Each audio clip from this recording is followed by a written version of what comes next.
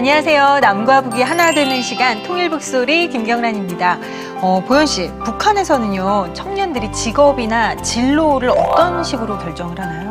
본인이 선택하는 거는 별로 없어요. 왜냐면 학교 때부터 이미 내가 갈 길은 내가 정하는 게 아니라 학교 선생님이나 당에서 조직에서 정해주기 때문에 내가 뭐 가고 싶고 안 가고 싶고 이걸 정할 수가 없어요. 대신 뭐 돈이 좀 있거나 부모님들 힘 있는 사람들은 이제 좀 자녀들을 이제 좀 빼가지고 다른 데로 이동을 시키는 경우는 있죠. 솔직히 남한 사회도 이렇게 경쟁이 굉장히 치열하잖아요. 그쵸. 뭔가 직업을 하려고. 그런데 그래도 이제 남한은 자유라는 것이 있으니까 어떻게 됐든 자기가 하고 싶은 거를 노력만 하면은 그쪽 길로 갈 수는 있는데 북한은 어떻게 정해져 있으면 굉장히 좀 슬플 것 같긴 해요. 네. 그러게요. 자, 청년들의 영원한 고민이지 않을까 싶어요. 이 취업, 진로에 대해서 오늘 통일북소리에서는 통일세대 여러분들과 함께 이 부분에 대해 이야기를 좀 나눠보려고 합니다.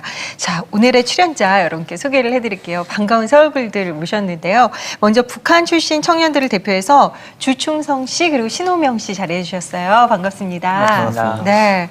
자, 그리고 남한 출신 청년들 대표해서 전일구 씨 그리고 한진식 씨 자리해 주셨어요. 어서 오세요. 네, 안녕하세요. 네. 통일한국의 주역인 남과 북의 청년 세대. 이들 청년 세대의 노력과 열정에 따라 미래 통일한국의 모습은 새롭게 그려질 것입니다. 하지만 20대 비정규직의 평균 임금으로 표현된 88세대. 취업, 결혼, 출산을 포기한 3포 세대로 불릴 만큼 녹록지 않은 현실에서 살고 있는 것 또한 사실입니다. 특히 탈북 청년들은 남한의 자본주의 사회에 대한 이해 부족으로 더욱 취업의 어려움을 겪고 있습니다. 그러나 이들에겐 시련은 있을지언정 포기는 없습니다. 남한 청년보다 조금 더 건전한 생각들이 더 많지 않나. 하나님께서도 나를 향한 어떤 계획이 있겠구나. 대학 생활의 4년이 저에게 있어서 하나님께서 잘 다져준 하나의 반석의 시간이 되지 않았나. 탈북 청년에게 스펙이 뭐냐? 경쟁사에서 결국엔 내가 할 수 있는 게 아무것도 없다는 그런 것 때문에 수학 공식을 어떻게 푸는지 사실 머리가 비었어요. 몰라요. 근데 오늘 통일북소리에서 패기 넘치는 남북 청년 크리스찬들의 취업과 진로 그리고 꿈에 대해 들어봅니다. 자, 먼저 신호명 씨에게 좀 여쭤볼게요. 저희가 뭐 보현 씨 얘기를 못 믿어서는 아니고요. 정말 북한에서는 자기의 뭐 진로나 이렇게 취업을 선택할 자유가 없는 건가요? 헌법에 명시되어 있는 거는 그러니까 직업에 자유롭게 지정할 수 있다고 명시되어 있는데 실질적으로 그러니까 출신 성분과 그러니까 그 정부에 충성을 하는가에 따라 이렇게 또 나눠져서 그러니까 거의 뭐 정부가 직업을 지정해 주는 거랑 같죠. 이 질문도 어찌 보면 좀 어리석은 질문일 수 있을 것 같은데 대학도 그러면 아예 선택을 할 수 없을 것 같다는 생각이 드는데 충성 씨 같은 경우에는 지금 대학 다니시다가 탈북을 했다는 얘기를 들었어요. 네. 예. 그러면은 북한의 대학 입시 같은 경우에는 좀 어떻게 진행이 되는지 충성 씨에게 좀 여쭤볼게요. 형식상의 어떤 시험 뭐 그런 시스템들이 들어 있기는 하는데 대부분의 또 청년들은 다 군에 가야 하는 그런 이제 의무 병력제가 있어서 못 가고요. 정말 특별하게 뭐 아버지 쪽이나 뭐 어머니 쪽에 크게 당이나 뭐 정부에서 크게 힘을 써주는 사람이 있을 경우에는 우선권이 그 사람들에게 먼저 가는 거죠. 그래서 사실 뭐 성적을 조작하는 것쯤은 별로 문제도 아니고요. 그래서 뭐 시험지를 뭐 교수님들이 대신 써준다거나 이런 식으로 이제 학점이나 시험 같은 거는 이제 그런 단계에서 다 되는 거고요.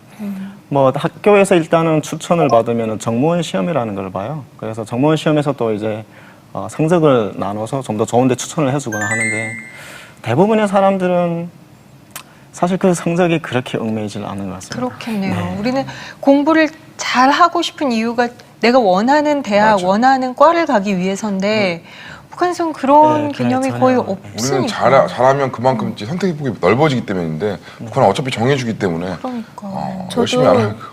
저도 북한에서 대학을 가다가 중퇴를 했지만 네. 저는 솔직히 무용만 하다 보니까 4학년 때부터의 과목을 아예 몰라요. 어떤 과목이고 수학 공식을 어떻게 푸는지 사실 머리가 비었어요. 몰라요. 근데 머리가 비어서 좀 적나라한 자기 고백을 갑자기 하시네요. 진짜 어. 지금도 내가 가끔 고민하고 자녀가 태어나면 내가 어떻게 이제 배워주지 공부를 이런 할 고민을 테니까. 좀 해요.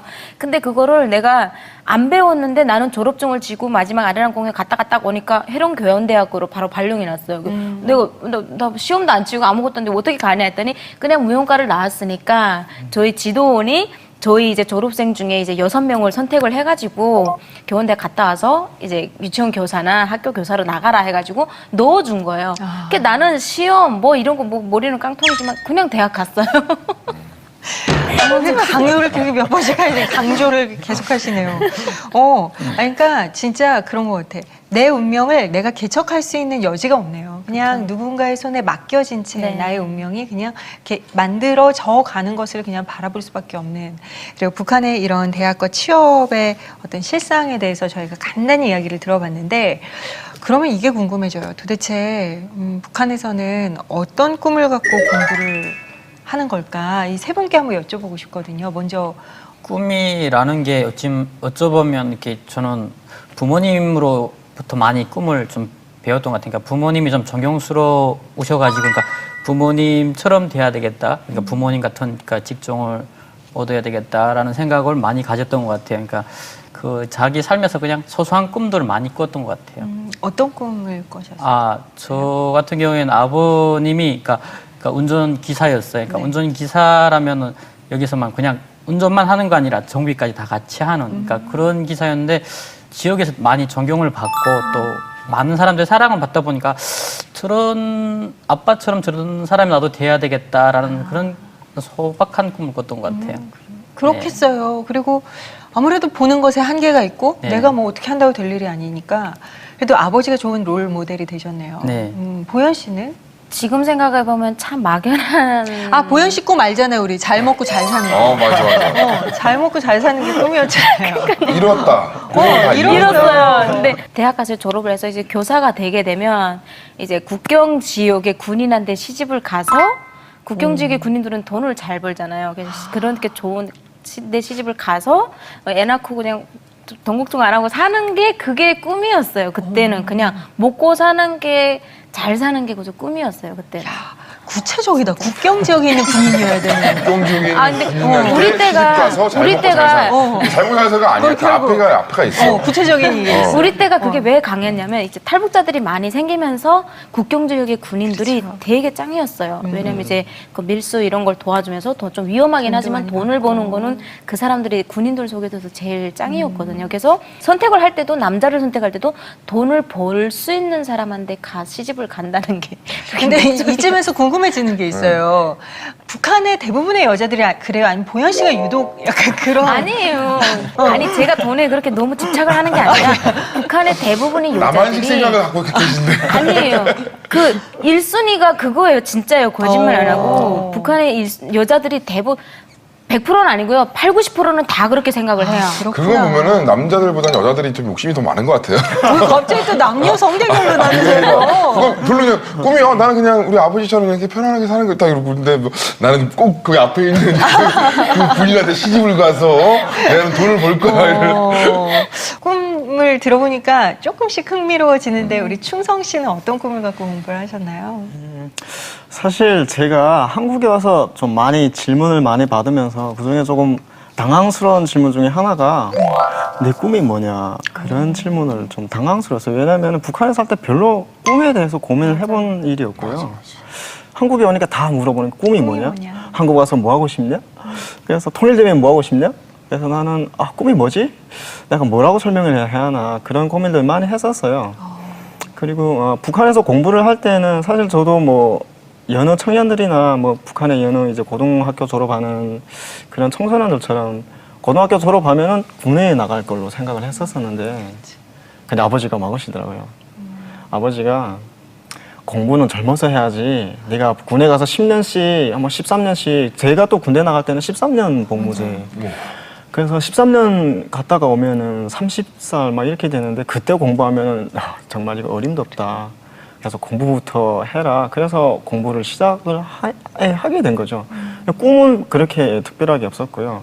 저희 같은 일부는 이제 돈이 많아서 그런 생각을 안 했을지는 모르지만 대부분의 청년들이 그래도 어떤 정리라든가 그리고 나라를 위한 어떤 그런 마음들이라든가 그런 것들이 좀 있었던 것 같아요. 그래서 우리 사회에도 이제 악한 그런 것들이 굉장히 많잖아요. 이 사회 악을 어떻게 제거하겠느냐 이런 생각들도 했었고, 그래서 우리가 좀 크게 높은 자리에 올라갈 건 분명할 것 같은데 올라가면 이런 것도 좀 바로잡자 그런 꿈도 나눴던 기억은 있긴 해요. 물론 이루어질 수는 없었지만 그런 생각들을 조금씩 했었던 것 같아요. 얘기를 들으면서 어떤 생각이 드냐면 북한도 어떻게 보면 공산주의고 어떻게 보면 배급제고 사람들이 그런 게 있는데 그럼에도 불구하고 오히려 생각적인 부분은 우리보다 더 건전할 것도 굉장히 많다는 생각이 많이 들었어요. 남한 사람들보다는. 왜냐면 나라를 걱정하고 어찌됐든 어떻게 모르지만 나라를 걱정하고 그래서 그런 마음 보면서 어떻게 보면 남한 청년보다 조금 더 건전한 생각들이 더 많지 않나 그런 생각이 들어요.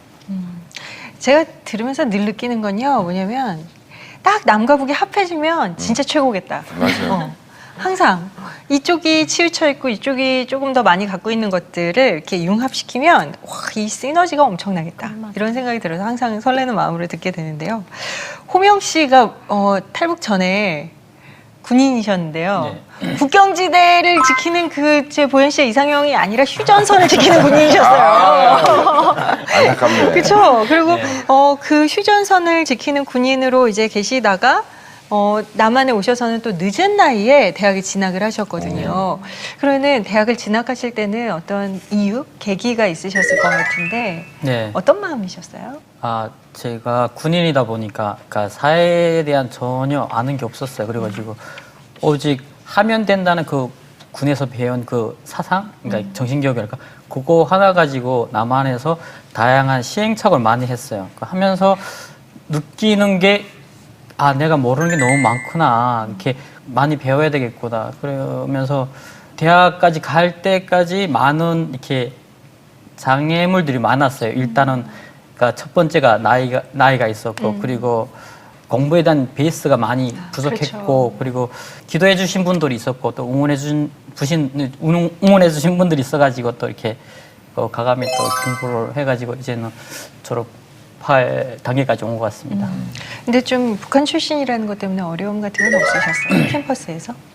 지금도 지금 사투리가 나가긴 하는데 많이 나가는데, 그러니까 그 발표나 이런 할 때 보면은 발표 딱 하면은 중국에서 왔냐고 물어보는 분들이 의외로 많아요. 그러니까 북한에서 왔다고 아니라 왜냐면 이게 약간 사투리가 함경도 사투리다 보니까 그러니까 그러면은 북한에서 왔다고 하면은 다 일단은 놀라고 그리고 이게 주제가 학업하고 반대 방향으로 많이 가거든요. 그러니까 북한에 대한 이제 주제로. 그렇죠. 왜냐면 이게 그러니까 항상 그 이슈가 터질 때마다 이게 또 주제가 나오니까. 교수님들도 그거 물어보죠. 그렇죠. 이게 어떤 때는 수업 반이 이렇게 그 얘기로 이렇게 토크로 이렇게 나갈 때도 있는데 그래가지고 또 상황이 좋아지는 경우도 있지만은 또 반대로 안 좋아지는 경우도 있어요. 왜냐하면 이게 언론과 뉴스에서 많이 또 부정적인 뉴스가 나오면은 그 같이 믹스 시켜서 바라보는 시선도 있고. 또 그런 과정에 좀 더 이렇게 내가 또 성숙해지는 과정도 겪게 되고 그런 것 같습니다. 아무래도 이제 탈북자라는 것 때문에 이 북한의 어떤 대표성을 본의 아니게 띄고 그렇죠, 맞습니다. 캠퍼스에서 계시다 보니까 이제 물론 뭐 캠퍼스의 즐거움도 있겠지만 그런 어떤 부담감 아닌 부담감도 느끼신다는 이야기셨고, 충성 씨는 어떠세요? 캠퍼스 생활? 저는 그 학교가 너무 좋았어요. 대학교가 워낙에 하나님의 대학 뭐 이렇게 슬로건이 있었고, 그래서 그 포항에는 또 탈북민이 그렇게 많지는 않아요, 서울처럼. 또 한국에 와서는 정말 돌아보고 싶지도 않은 그런 나라였는데 그 청년들과 같이 아울리치를 가서 다시 한번 북한 땅을 바라봤을 때는 정말 내가 그 한동대학교 온 거가 사실은 그냥 여전히 꿈이 없는 나였는데 그냥 하나님이 그렇게 방황을 저도 좀 많이 했었었는데 그 방황하는 나를 붙들어서 그냥 한동대학교에 보내주신 것 같아요. 그래서 대학교 때는 어떤 차별이나 이런 거는 오히려 없었고요. 오히려 대학교 생활을 하면서는 다 정말 하나가 될 수 있는 그런 청년들이구나라는 걸 좋은 학교네요. 한동대학교 좋은 대학교. 가고 싶었는데 못 갔어요. 성적이 안 돼서. 아유, 그래요. 아니, 뭐라고 위로의 말씀 드려야 될지 모르겠네요. 저를 위로해 주세요. 그러니까요. 그래요. 우리 남한 출신의, 남한 출신이라고 하는 게 참 그런데, 어쨌든 남한에서 계속 이제 생활을 해오고 계신 우리 청년들도 이 자리에 함께 해주셨는데, 같이 이제 캠퍼스 생활을 하는, 그 학생의 입장에서 봤을 때 이제 이야기를 들었잖아요. 북한 출신의 친구들. 어때요? 이제 남한에서 나고 자라서 캠퍼스 생활을 이렇게 하면서, 이 캠퍼스의 생활이 꿈을 찾아가는데 뭐 도움이 좀 되나요? 어떤가요, 우리? 네, 일단 그 꿈이라는 게 저는 그 꿈을 그 하나님을 깊이 믿게 되면서 생기게 된 것 같아요. 그러니까 내가 이토록 하나님을 사랑하고 하나님을 다른 사람들한테 알리고 싶은데 이걸 어떻게 어떤 수단으로 어떤 방법으로 하면 좀 더 효율적으로 전할 수 있을까? 그거를 생각해 보다 보니까 하나님께서도 나를 향한 어떤 계획이 있겠구나. 그 계획을 위해서 기도하기 시작했고 그 계획을 이미 제 안에 심어두셨다는 거를 알게 됐어요. 아, 내가 잘할 수 있는 거, 나의 재능을 좀 연구해가지고 이 분야로 나아가야겠다. 그래서 그거에 따라서 이제 전공을 선택하고 그렇게 해서 공부를 하다 보니까 아무래도 더 의욕이 생기고요. 물론 때론 이제 게으름 피우느라 공부를 하기 싫을 때도 있었는데 그럴 때마다 다시 한번 꿈을 되새겨 보면서 일어설 수 있는 원동력이 되는 것 같아서 전 대학 생활을 그 점에서 바라볼 때는 굉장히 만족스럽게 하고 있었어요. 그렇네요. 그러니까 똑같이 갖다 놔도 자기의 마음에 어떤 다짐과 목적이 있느냐에 따라서 또 그것들이 다르게 다가오니까 진식 씨 같은 경우에는 뭐 굉장히 바른 마음과 이 목적과 목표를 갖고 생활을 열심히 하셨네요. 그렇다면 우리 전일구 씨는 어떠셨어요? 네, 저는 대학에서 신학을 전공을 했어요. 근데 대학을 하고 나서 4년 동안 하나님께서 중국으로 아우니치를 떠나게 해주시고 거기서 중국에서 북한을 바라보면서 북한에 대한 비전을 품게 해주셨어요.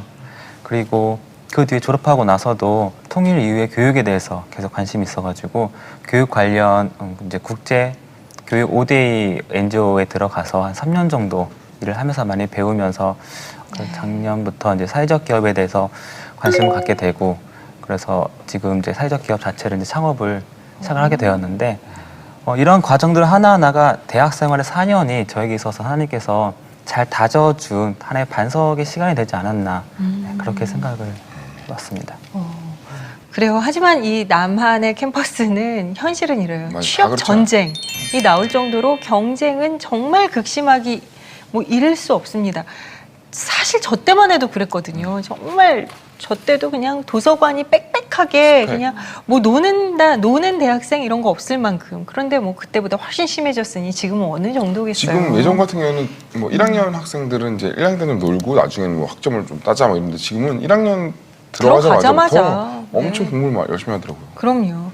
그래서 이 경쟁, 남북 청년 모두에게 굉장히 달갑지 않은 주제일 것 같은데 이 경쟁에 대해서 어떻게 생각하시는지 우리 충성 씨 어떠세요? 일단은 뭐 북한 학생 저를 비롯해서 북한에서 이제 어느 정도 살다가 오신 분들은 경쟁 사회에 대한 이해가 잘 안 돼 있고 더욱이는 이제 자본주의 사회에 대해서 자본주의 사회에서 경쟁이 뭔지 이런 것들 잘 개념적으로 잘 모르고 계시는 경우가 굉장히 많아요. 저를 비롯해서 저도 몰랐고요.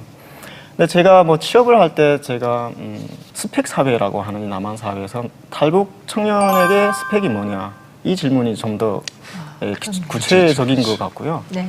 남한 사람과 북한 사람은 지금까지는 하나가 되지는 못하는 것 같아요. 그리고 같이 바라보는 상황이나 환경이 다르고요.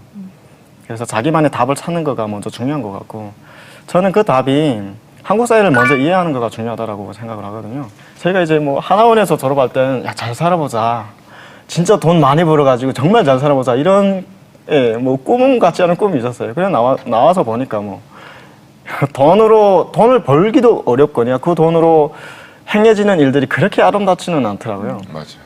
예, 그래서 뭐 돈이 아닌 것 같은데 그 돈을 벌려고 했더니 나도 많은 상처를 받게 되고 또 다른 사람에게도 상처를 주게 되고 그래서 제가 하나님을 만나고 하나님을 믿으면서 이 자본주의 사회가 어디에 기초를 두고 있느냐에 대해서 좀 고민을 해봤어요. 취업 준비를 하면서 제가 다 성적이 그렇게 좋지를 않았어요. 대학교 졸업하면서 워낙에 또 제가 컴퓨터 공학을 하다 나니까 한 가지는 정말로 열심히 했던 거가 있어요. 뭐냐면은 영어였어요.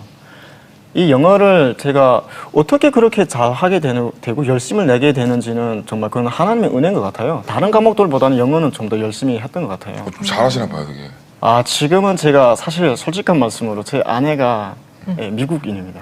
아 진짜요? 그럼 집에서 영어로 대화하세요? 아, 네. 야, 그러면 모르겠어. 그럼 그냥 뭐 별로 대화 생활 없을 수 영어는 있어요. 아, 대화 별로 안 하고 대화 없는 가족도 있을 수 있으니까.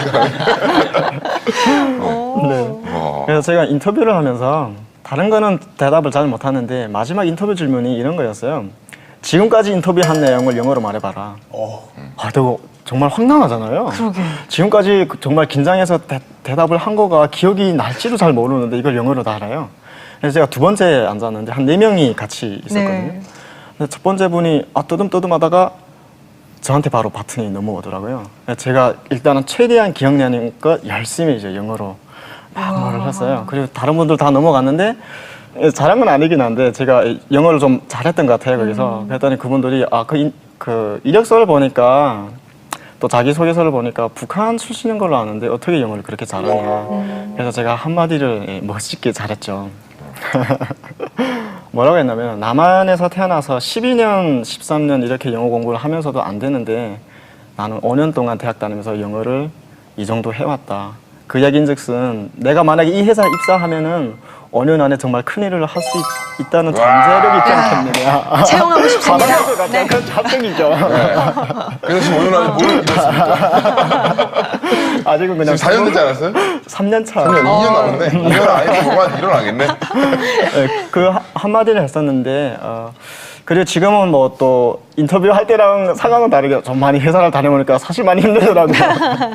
그와는 다르게 많이 힘든데 우리 후배들이란가 또 그리고 이제 저를 받아주신 분들한테 하고 싶은 이야기는 끝까지 믿어봐 달라. 좀 좌충우돌하고 힘들어하고 낙담할 때도 굉장히 많겠지만 그래도 믿어달라라는 말을 해드리고 싶습니다. 아, 그래요. 아, 진짜 지금 충성 씨의 이야기 속에는요, 버릴 내용이 하나도 없을 만큼 하나하나가 정말 그 경험에서 우러나오는 귀한 이야기들이었어요. 아, 참 감사드립니다. 자, 우리 좀 호명 씨 긴장하지 마시고요. 호명 씨가 생각하는 그 경쟁, 이 남한에서 피할 수 없는 이 과제, 경쟁 어떻게 생각하세요? 그 경쟁이란 단어 자체가 그 얘기만 들어도 막 스트레스가 막 밀려온다고 얘기해야 되나? 그러니까 어차피 상대평가다 보니까 결과적으로는 그러니까 그 경쟁의 승자는 결국에는 한정돼 있잖아요. 나머진 다 이렇게 패자로 이렇게 표현하는 그 표현들이 저한테 되게 상처로 다가왔어요. 왜냐면 일명 루저라고 하잖아요. 그 얘기 듣는 순간 저한테는 큰 충격으로 다가왔어요. 왜냐면 그러면 난 루저인가? 왜냐면 이게 체제가 다른 상황에서 살다가 지금 이 상황에 왔는데 이게 여기서 내가 경쟁사에서 결국엔 내가 할 수 있는 게 아무것도 없다는 그런 것 때문에 그리고 북한 청년들이 대부분 그런 마음이 아닌가. 왜냐면 체제가 달랐고 공부 방식 모든 게 다 달랐으니까 그러니까 아는 게 하나도 없으니까 여기서 경쟁에서 살아남는다는 게 진짜 힘든 것 같아요. 그러니까 저도 지금 졸업반인데 졸업 준비 크게 하는 거 없지만은 그 주변의 환경이 있잖아요. 그 같은 그 동기들이 그 취업을 위해서 열심히 달려가면서 그 좌절하는 모습들, 그러니까 지금 이번에 내가 자기가 뭐 이력서 30번, 40번, 50번, 100번째라고 하는 얘기 들을 때마다 이게 치열하다는 생각. 그러니까 북한에서 살기 위해서 생존을 위해서 치열하게 살았던 그 삶하고 여기서 살아서 생존하기 위한 그 삶이 못지않게 진짜 힘들구나. 그러니까 자유라는 게 참 우리한테 무한한 걸 주는데 결국엔 그 무한한 자유를 누리려고 하면은 결과적으로는 그 경쟁이라는 그 시스템 안에서 어느 정도 이게 기반이 갖춰져야 되니까 참 너무 어려운 것 같아요. 진짜 참 어떻게 보면 경쟁을 참 좋아하는 사회인 것 같아요. 지금 자체가 아니면 뭐 요즘에 무슨 뭐 오디션 프로그램도 경쟁을 해서 1등을 해야지 이제 박수를 받고 요즘에 새로 나온 코미디들 보면 경쟁을 해가지고 이기고 지고 탈락하고 보면 굉장히 상처받았단 말이에요. 아니 내가 볼 때는 웃긴 것 같은데 어떤 사람은 이게 재밌는데 그것도 경쟁을 해서 표를 받고 막 그러니까 이런 것들 다 그런 거 보면은 근데 어떻게 보면 우리나라 자체가 경쟁을 너무 좋아하는 그 자본주의. 근데 그걸 통해서 상처받는 사람 분명히 있고 그걸 통해서 뭐 성취감을 느끼는 사람도 있지만 그게 참 좋은 것만은 아니라는 생각을 했어요. 어떻게 보면 다 승자가 되는 게 훨씬 가장 좋은 건데. 네. 그래요. 정말 이렇게 좀 힘겹고 숨이 턱턱 막히고 숨가쁜 사회 속에서 우리가 지금 살아가고 있는 게 현실이에요. 경쟁에 대해서 지금 이제 두 분은 남한에 넘어와서부터 정말 이렇게 숨이 혹 막히게 느끼셨겠지만 이분들은 이제 나고 자라면서부터 계속해서 알게 모르게 그 경쟁의 체제 속에서 계속 지내오셨잖아요. 어떠세요? 경쟁이라는 건 어떤 의미예요? 경쟁하면요. 일단은 사실 한숨부터 나와요. 그렇죠. 왜냐면은 지금까지 계속 겪어온 게 경쟁이었잖아요. 그렇죠. 학창 시절에도 학교 성적을 잘 받기 위해서 경쟁을 했고 또 그 성적으로 대학에 가기 위해서 경쟁을 했고 또 군대 가는 것도 요새는 경쟁이에요. 자기가 원하는 분야로 복무하기 위해서 또 거기서 또 경쟁을 해야 되고 그러니까 경쟁이 과도해지다 보면은 정말 삶이 피폐해질 수 있고 되게 좀 절망할 수도 있을 것 같은데 저는 사실 좀 객관적으로 생각해 보면 경쟁 그 자체는 가치 중립적이라고 생각을 해요. 또 경쟁을 통해서 또 좋은 퀄리티의 상품들이 나올 수 있잖아요. 경쟁을 통해서 정말 잘하는 사람들이 또 성공할 수 있는 기회도 생길 수 있는 거고요. 그런 의미에서 저는 경쟁을 좀 긍정적으로 보고 싶은데 사실 지금까지 많은 경쟁들을 해오면서 제가 느낀 거는 정말 제가 잘할 수 있는 분야에서의 경쟁은 정말 하고 싶고 막 뛰어들고 싶고 그래요. 왜냐면 내가 그 경쟁을 통해서 내가 잘할 수 있는 이것을 남들에게 보여줄 수 있고 내 자신을 어필할 수 있기 때문에 그런 경쟁에 대해서는 부담감이 별로 없어요.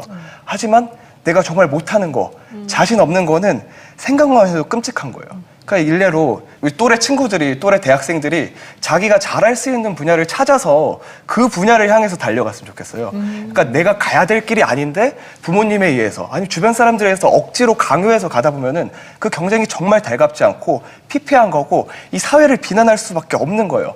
왜냐하면 이건 내가 잘할 수 있는 분야가 아니고 내가 하고 싶은 게 아닌데 사회가 날 이걸 하도록 요구해 라고 생각을 하면은 내 자신이 더욱더 절망 속에 빠질 수밖에 없는 거예요.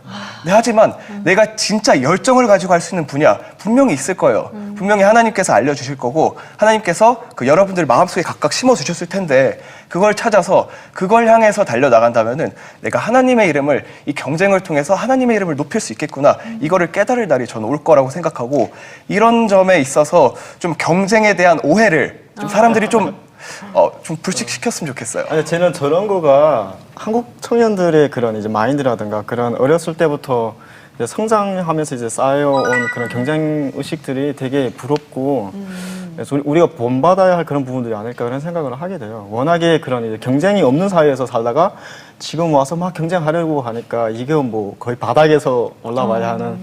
근데 저런 도전 의식들이 있으면은 저희가 끝까지 할 수 있지 않을까. 사실은 좌절이 굉장히 많거든요. 우리 북한 청년들이. 그래서 열심히 하다가 이거 뭐 거의 갭도 안 되니까 그냥 쉽게 포기하는 경향들이 많은데 우리가 어렵더라도 정말 그 하나님이 이 경쟁을 통하여서 또 하실 일들을 준비를 시켜주시고 또 그것들을 이뤄가는 것들이 정말 그러니까 부럽고. 지금 그 진식 씨 이야기를 들으면서 사실 하나님을 알지 못하고 믿지 않는 친구들은 이해할 수 없을지도 몰라요.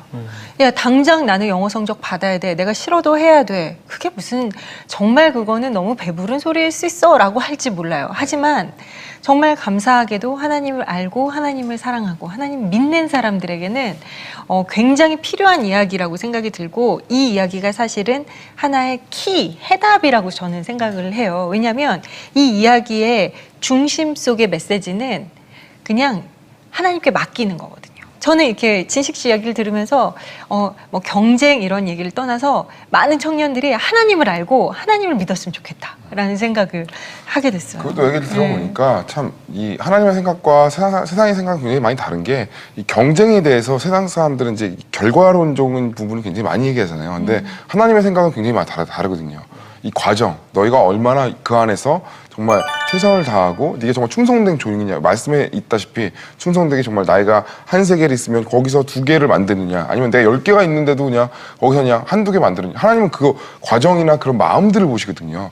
그렇기 때문에 그런 부분이 더 중요한 것 같아요. 크리스찬들은 그냥 그런 결과론적인 부분이 아니라 네가 1등 했냐 2등 했냐가 중요한 게 아니라 네가 그 과정에서 얼마나 충성되게 최선을 다하면서 살았냐, 그걸 보시는 분이 하나님인 것 같아요. 그러니까 지금 갖지 못한 것을 막 애쓰고 열망하는 거, 물론 그게 바로 뭐 내가 더 도약할 수 있는 시간일 수도 있겠지만 가진 것에 감사하면서 이것들을 충분히 누리고 즐기면서 더 이렇게 풍성하게 나아가는 것. 아, 그래요. 정말 중요한 부분이죠. 우리 전일구 씨 같은 경우에는 어떤 생각이 드세요? 아무래도 이제 신학을 하시고 되게 드라마틱한 어떤 이끄심을 통해서 우선 제가 오셨으니까. 관심이 있는 게 교육이고 교육 기관에 있다 보니까 교육적 관점으로 간단히 생각을 해봤거든요. 네. 그러니까 세계에서 가장 교육 성취도가 높은 나라가 북유럽의 핀란드라고 하는데요. 거기서 보면 아이들을 시험을 보긴 봐요. 근데 시험 자체로 인해서 순위를 매기지 않는다고 해요. 그러니까 아이들에서부터 경쟁부터 배운다면 이 아이가 커서 뭐가 되겠냐. 협동해서 같이 사는 법을 배우자. 그게 핀란드의 교육 체계고요. 근데 핀란드가 잘 살잖아요. 그리고 행복 지수도 굉장히 높아요. 그렇게 본다면 과연 경쟁이라는 것이 과연 잘 살고 우리가 행복해야 되는 필요 조건인가? 저는 그게 답은 아니고 다 같이 함께 살아가는 모습 먼저 배우는 것이 그게 더 먼저라고 생각이 들었어요. 정말 와닿는 얘기네요. 사실 이 경쟁에 좀 지쳤어요. 그러니까 정말 이 남한의 청년들은 그리고 뭐 남한의 청년뿐만 아니라 뭐 남녀노소 할 것 없이 사실은 경쟁에 많이 지쳐 있는데 우리 북한 청년들과 함께 이야기를 나누다 보니까 이 경쟁이라는 것이 우리가 무조건 그냥 지치고 기운 빠지고 한숨 나올 것으로 보는 게 아니라 아 이것들이 얼마나 나의 삶을 또 풍성히 이렇게 만들어줄 수 있는가에 좀 긍정적으로 바라볼 필요가 있겠다라는 생각도 들고 오늘 이렇게 이야기 들으면서 딱 갈라지는 게 우리 남한의 청년들은 경쟁이 좀 없는 것들이 이렇게 좀 이렇게 뭔가 삶을 더 이렇게 넉넉하고 편안하게 만들어줄 수 있지 않을까라는 소망이 조금씩 묻어나는 느낌. 그리고 북한의 청년들은 경쟁이라는 것이 내 삶을 조금 더 이렇게 더 이렇게 끌어주는 힘이 된다라는 그런 이야기들. 근데 이 경쟁이라는 것이 물론 그런 게 있는데요. 이 경쟁이라는 것이 딴 사람이랑 비교하는 것이 아니라 내가 그 전보다 좀 더 좋아졌으면 칭찬을 할 수 있고 내가 그 전보다 나빠졌으면 내가 채찍질을 할 수 있는 그러니까 어떻게 보면 내 자신이 조금 더 발전하는 거를 통화해서 경쟁을 해야 되는 거지 자꾸 남들과 비교하게 되면 내가 아무리 잘한다고 해서 남들보다 좀 낫다고 해서 그것만으로 이렇게 하면은 이건 어떻게 보면 발전이 없을 것 같아요. 왜냐면 내가 이 사람보다 뛰어나면은 더 이상 노력하지 않게 되고 예를 들면 이 사람보다 너무 부족하면은 하다가 지쳐서 난 못할 것 같아. 그렇지만 내 자신에 비교해서 내가 조금 더 나아지면 그걸로 칭찬받고 근데 하나님도 저는 그러실 것 같아요.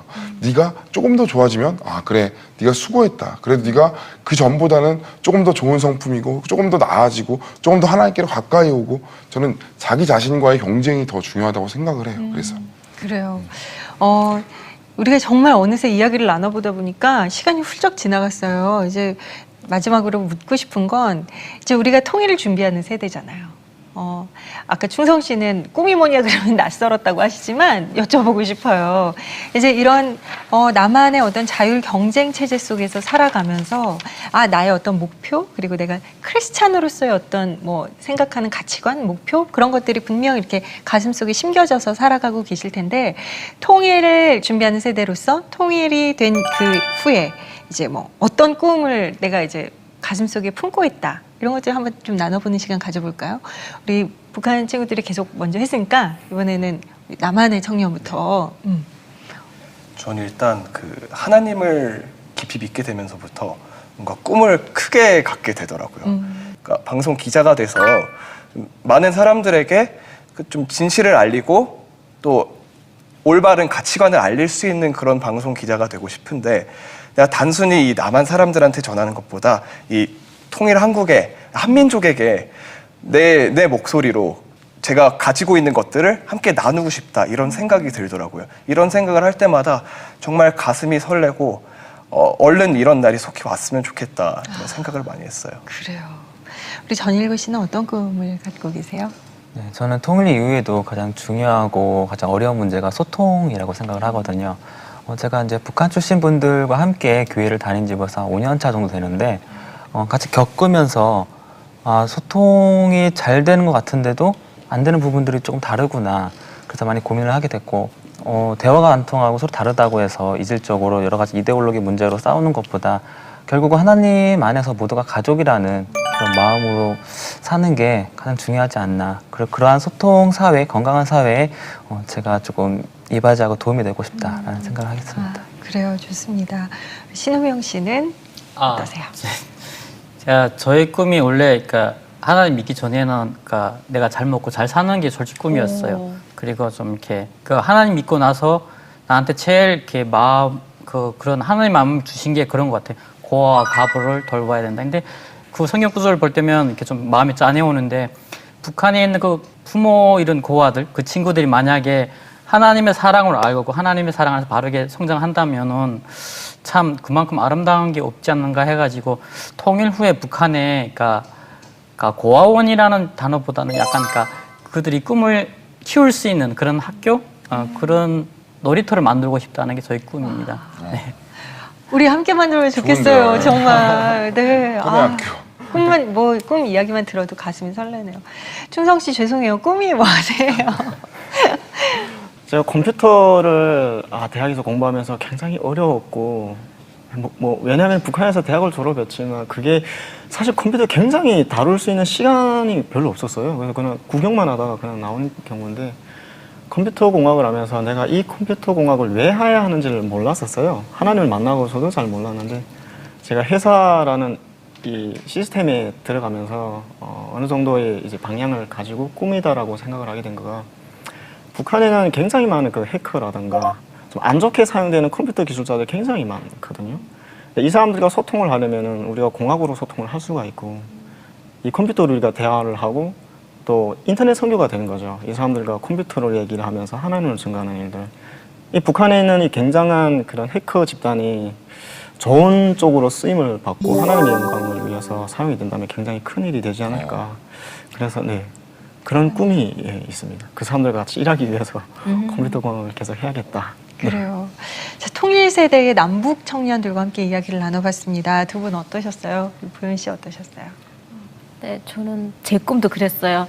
우리 어머님, 아버지는 저를 부모로서 이제 마지막 할 것을 해야 되는 게 자녀를 다 출가 보내고 하는 게 본인의 의무고 꿈이고 그게 나를 빨리 놀 시집 보내 늦둥이다 보니까 너 시집 보내고 죽어야 되는데 맨날 그랬어요. 근데 그걸 못 이뤘었어요. 그러고 너를 좋은데 진짜 걱정 안 하고 그냥 집에서 안 사람으로서 내조하면서 살아가는데 보내야 되는데 그리고 멀리 안 보내고 가까이 보내야 되는데 끼고 있어야 되는데 항상 근데 그 꿈이 다 안 이루어졌었어요. 그렇네요. 그러다가 딱 내가 탈북을 해가지고 하나님을 만나서 한국에서 종착생활을 하면서 그걸 다 이뤘어요. 이제는 하나님의 꿈을 이뤄야겠다. 그런 생각을 많이 했어요. 그래서 저는 오늘 이야기를 들으면서 나만 꿈꾼 게 아니라 남한이나 뭐 북한 출신이나 뭐 남한에 사람이나 누구나가 이룬 꿈을 진짜 통일에 대해서 또 우리 한민족에 대해서 같이 부여잡고 꿈꾸고 이제 희망하는 사람들이 많다는 걸 이제 오늘 보고 나부터도 조금 더 이제 빨리 조금 더 이제 하나님의 나라를 위해서 그 의를 진짜 구할 때가 됐구나 하는 거를 느꼈던 것 같아요. 그래요. 지현 씨는 어떠셨어요? 저도 뭐 이제 결혼하고 나서 이제 뭐 육아도 막 같이 도와주고 이제 정신이 굉장히 없거든요. 막 이 유부남 유부녀가 되면은 꿈을 많이 잃어버리거든요. 근데 저도 약간 그렇게 생각했는데 청년들을 보면서 하나님께서 분명히 주신 꿈이 있고 나를 개그맨을 되게 만들어 놓은 있고 이유가 있고 뭐 주위에서 막 그런 얘기를 해요. 뭐 개그맨 했는데 지금 뭐 인지도로 뭐 장사도 하고 뭐도 하고. 근데 항상 하는 얘기가 내가 장사하려고 개그맨 된 건 아니잖아. 이런 생각이 드는 거예요. 내가 하나님께서 분명히 나를 개그맨을 시켜준 이유가 있고 꿈이 있고 하나님의 꿈이 있잖아요. 그 꿈을 기억하고 그 꿈을 향해서 정말 꿈꾸는 요셉처럼 그렇게 가는 게 맞지 않나.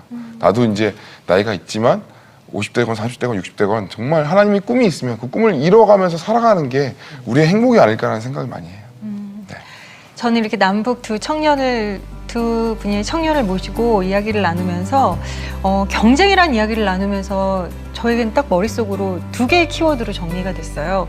남한의 청년들에게 경쟁을 물었을 때 저에게 들려오는 느낌은 경쟁 구도 속에서도 하나님께 내어 맡기는 것이라는 느낌이었고 우리 북한 청년들의 이야기를 들으면서 이 경쟁의 구도 속에서 갖게 되는 마음은 절실함. 그러니까 이 절실한 마음으로 열심히 최선을 다하되 하나님께 내어 맡기는 그런 우리의 남한과 북한의 청년들이 됐으면 좋겠다라는 생각이 함께 들었습니다. 저 오늘 귀한 이야기들 나눠주셔서 감사하고요. 다음 기회에 또 뵐 수 있었으면 좋겠어요. 네, 남과 북이 하나 되는 시간 통일북소리 오늘 시간은 여기까지입니다. 저희는 다음 주에 다시 찾아오겠습니다. 고맙습니다. 탈북 아동의 80%는 아버지가 없는 편모 가정의 아이들이라고 합니다. 탈북 여성들이 중국인과 결혼한 뒤 자녀를 가진 상태에서 한국으로 오는 경우가 많기 때문입니다. 영미 엄마도 임신한 사실을 모른 채 한국에 오게 되었습니다. 탈북 여성이 남한에서 홀로 아이를 키우는 것은 매우 힘든 일입니다. 탈북 후 태어난 아이들에게는 탈북민에게 주어지는 혜택이 거의 없기 때문입니다. 햇세드는 작은 금액이지만 앞으로 매달 희망금을 보내려고 합니다.